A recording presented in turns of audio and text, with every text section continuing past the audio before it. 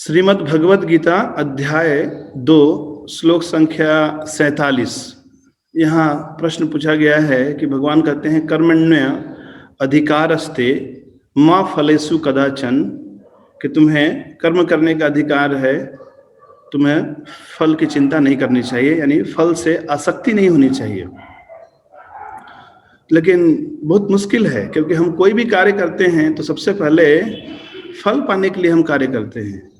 तो यदि फल क्या हम चिंतन न करें तो फिर कार्य करने के पीछे मोटिवेशन क्या होना चाहिए? हमारा कुछ तो होना चाहिए कि कुछ हमें प्राप्त होगा, तभी तो हम सक्रिय होंगे।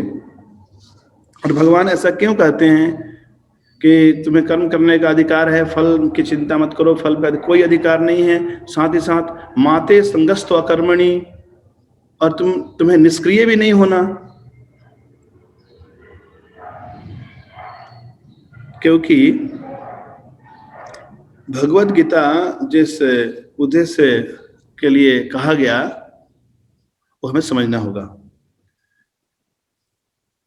क्योंकि अर्जुन अपने आप को कर्ता मान रहा था, सोच रहा था मैं युद्ध कर रहा हूं, लेकिन भगवान उसे शिक्षा देना चाहते हैं कि युद्ध क्षत्रिय का कर्म है और ये युद्ध तुम्हारे पास चल कर आया है। तुम चाहो या ना चाहो तुम्हें युद्ध करना होगा। एक है गोल और एक है रिजल्ट। गोल यानी प्लानिंग, यानी किसी भी कार्य को शुरू करने से पहले जो भी हम प्लानिंग करते हैं कि मुझे ये करना है, ये करना है, ये करना है, इसे कहते हैं गोल। और कार्य पूरा करने के बाद जो परिणाम हमारे पास आता है उसे रिजल्ट कहते हैं। तो इस श्लोक में भगवान कहते हैं कि detached from the result, not from the goals. हमें अपने कार्यों के फल से अनासक्त होना है, ना कि कार्यों से। क्योंकि प्रतिदिन अर्जुन भी प्लानिंग करता था कि आज मुझे कैसे युद्ध करना है, स्ट्रेटजी बनाता था मॉर्निंग में, और शाम को लौट कर जब आता युद्ध से तो फिर उसको रिव्यू करता था कि आज मैंने क्या क्या किया और कैसे इसको इम्प्रूव कर सकता हूं। और भगवान ने सपोर्ट भी किया।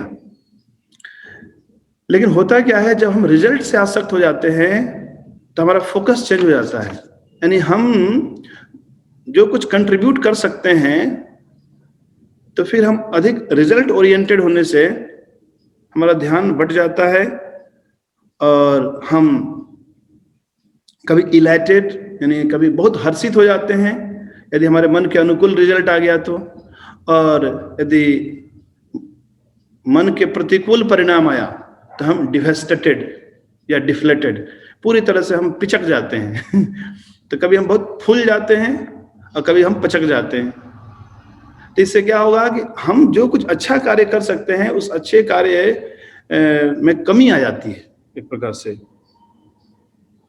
तो भगवान कह रहे हैं कि तुम्हें अधिक से अधिक अपनी ऊर्जा है वो तुम्हें कर्म करने में लगानी है, परिणाम के चिंतन में नहीं। क्योंकि हमारे पास ऊर्जा सीमित है। यदि हम परिणाम का अधिक चिंतन करने लगते हैं तो मानसिक ऊर्जा अत्यधिक खर्च हो जाती है उन चीजों में, क्या होगा क्या होगा क्या होगा। तो जो हम अभी कर सकते हैं, अच्छा कर सकते हैं, फिर भी हम वो नहीं कर पाते हैं।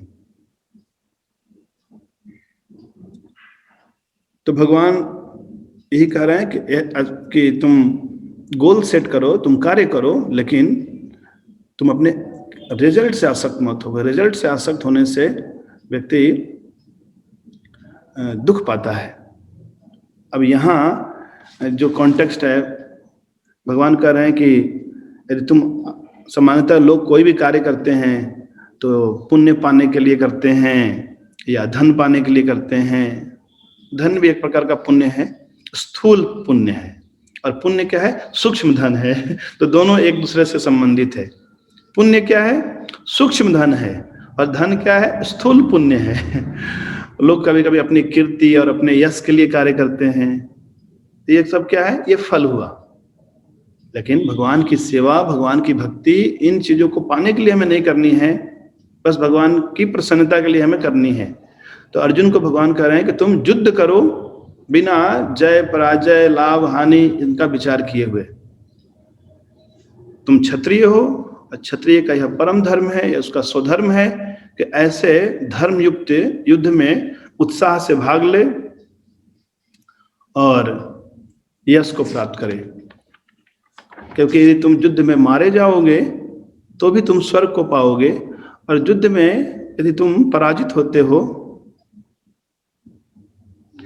यानी मारे जाओगे, पराजित हो, सेम ही बात, एक ही बात है। और तुम युद्ध में यदि जीत जाते हो तो तुम यहां भी स्वर्ग जैसा राज्य भोग करोगे, और स्वधर्म का पालन करने के कारण भी तुम्हें स्वर्ग की प्राप्ति होगी। यानी दोनों ही हाथ में लड्डू है, चाहे तुम जीत जाओ चाहे तुम हार जाओ।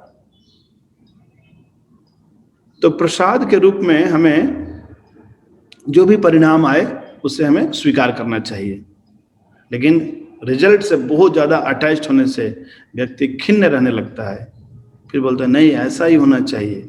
लेकिन हमें समझना चाहिए कि कोई भी कार्य केवल हमारे प्रयास से सफल नहीं होता है।